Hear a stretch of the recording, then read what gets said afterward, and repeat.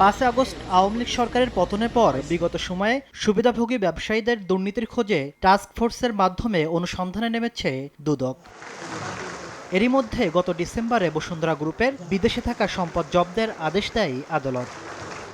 এরই প্রেক্ষিতে এবার সিঙ্গাপুর, সুইজারল্যান্ড, যুক্তরাজ্য সহ 8 দেশে তথ্য চেয়ে চিঠি দিয়েছে দুদক।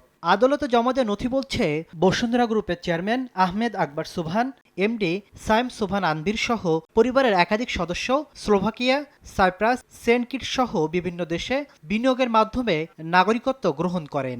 এছাড়া বসুন্ধরা পরিবারের 8 সদস্যের বিভিন্ন দেশে 19টি কোম্পানিতে বিনিয়োগের বিষয়ে সংশ্লিষ্ট দেশে তথ্য চাওয়া হয়েছে চিঠি দিয়ে।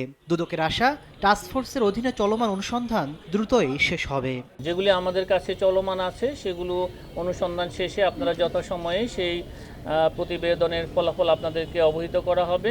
অর্ধেক পাউডারে দ্বিগুণ উজ্জ্বলতা, নতুন রিন অ্যাডভান্সড অর্ধেক পাউডারে দ্বিগুণ উজ্জ্বলতা। এদিকে 781 কোটি টাকার অবৈধ সম্পদ অর্জনের অভিযোগে নাসা গ্রুপের চেয়ারম্যান নজরুল ইসলাম মজুমদারের বিরুদ্ধে মামলা করেছে দুদক।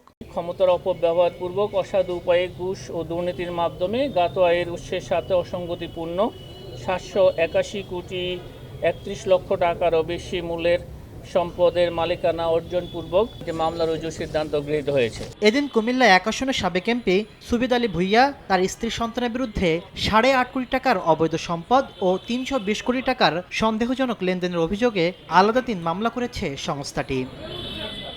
এছাড়া দুদকের আবেদনের প্রেক্ষিতে সাবেক আইসিটি প্রতিমন্ত্রী জুনায়েদ আহমেদ পলকের সব সম্পত্তি জব্দের আদেশ দিয়েছেন আদালত। তাসলিম তৌহিদ, সময় সংবাদ, ঢাকা।